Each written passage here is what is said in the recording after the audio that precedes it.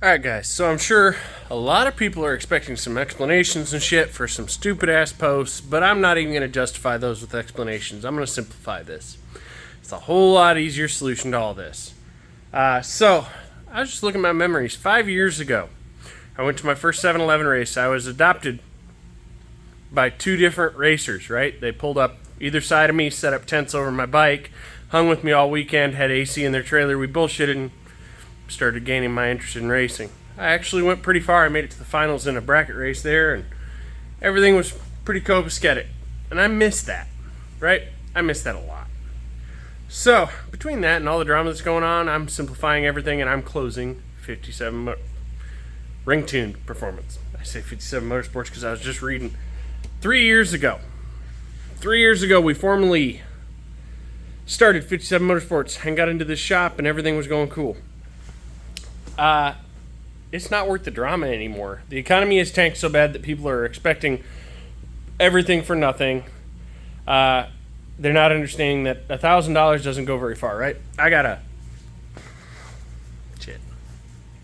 like $200 in my pocket. Back when I first started this business, I'd have been proud of that. Now that doesn't pay my frickin' parts shop bill for cleaning supplies and such. So, there's not a lot of money in it. There's not a lot of relaxation time. Yes, I make my own schedule, but I make my own schedule based on everyone else's schedule. So everything that's here in the shop will be completed. I'm not taking on anything new. So things that I have scheduled already, such as I have a dyno tune supposed to come. I had a bike, that little thing right there, that was dropped off today that he'd been talking to me for a few days, so on and so forth. I got Eddie out of Ohio sending me a couple bikes. He's been talking to me for a couple months. Shit like that, I will be taking on. Now, there's a few different ways this can go. And I'm going to prop y'all up and talk about it, right? So, all of them include the same thing. I'm going back to a full-time job as either a welder or a warehouser, right? That's where I made my best money, was welding and warehousing. In any case, no matter what one of them I take, they all start at about $20 an hour. Budget's out, squares out, so that I could afford a lot compared to what I'm making now. Figured it up. I'm making about $8 an hour average here at the shop, take home. So I ain't making shit. The shop's bringing in a whole lot more than that, but I'm not. I'm either, one, going back to Polaris Industries, moving back to Athens, moving into my old landlord's place, one of them, and going back to exactly how I was, and then my credit score has come way up from where it used to be to your goal to have a house again. Or at least my nice new truck and a race bike again, right? House is kind of hard to get right now in this economy. The housing market is terrible for a buyer. And then I'll tinker on the side in the shed at one of his properties or the garage, depending on which one I talk to him about. Option number 2, I get on at a local place, right? I applied at a place in Florence. I'm applying at G&G here this coming week. They start at $19 an hour. Kind of shitty, but whatever. Or Walmart just sent me a message offering me $24 an hour as a manager, so there's that possibility. It's actually pretty good pay. And it's 40-hour a week flat with full benefits and all that good shit. And they start immediately on the benefits. In any case, if it's a local that I take, right, I'll stay with my apartment. And I will stay in this building.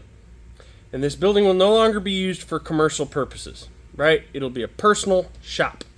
And I will build mine and my buddies' bikes and tinker with those who I've turned into friends, right? You can tip me if you want, but it's going to be friends. Y'all know who you are. Y'all are the folks that, as of right now, would be considered some of my favorite customers in the world, right? The people I talk to on a routine basis. The people who hit me up for advice and shot me $20 for some popsicles. Shit like that. The people who I go race with on a routine basis will turn this into something. Y'all can pitch in and have your bike stored here. I don't care. But that's the one I'd prefer, is if I could find a local job that paid good. Because then I can still hang out with my friends. I can still go hang out with Bear. I can still go hang out with Dennis. Go camping on the weekends. Go fishing. Shit like that. But in any case, the stress of this shop is done. So right now I have 2 coming. 3 coming.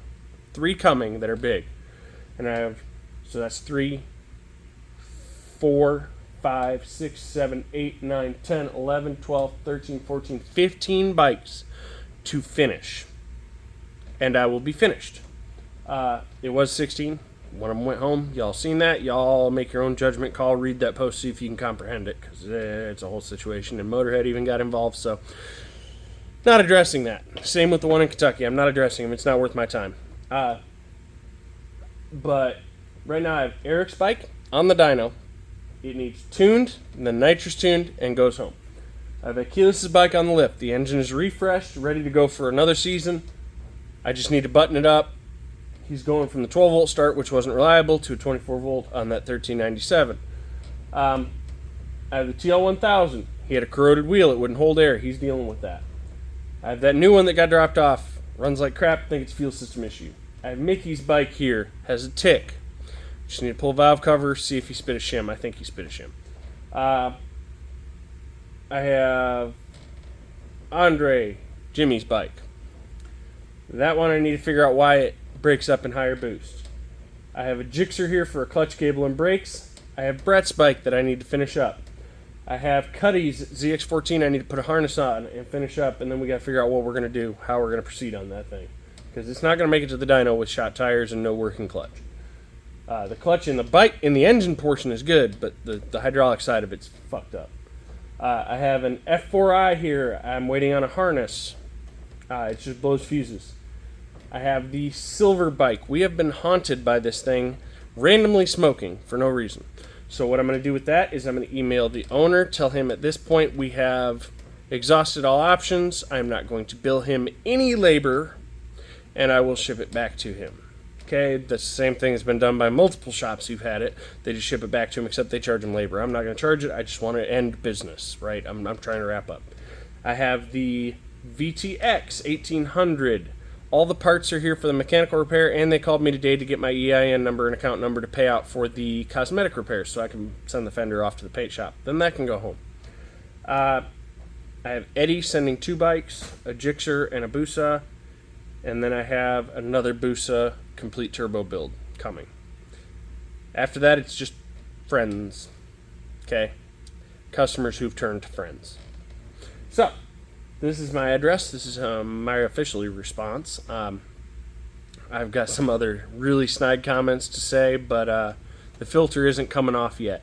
But I will say this. Something that Dennis brought into this equation when he started here was explaining that I need to turn my filter on. Y'all might have, if you've been around for a long time, you know I used to have no filter on what I said. I said what I thought. Now I kind of filter through it and try and play copacetic. That goes away as soon as I am not doing this commercially anymore. So, get ready. It's going to be fun. I'm going to build a race bike. We're going to go real goddamn fast. Later, guys.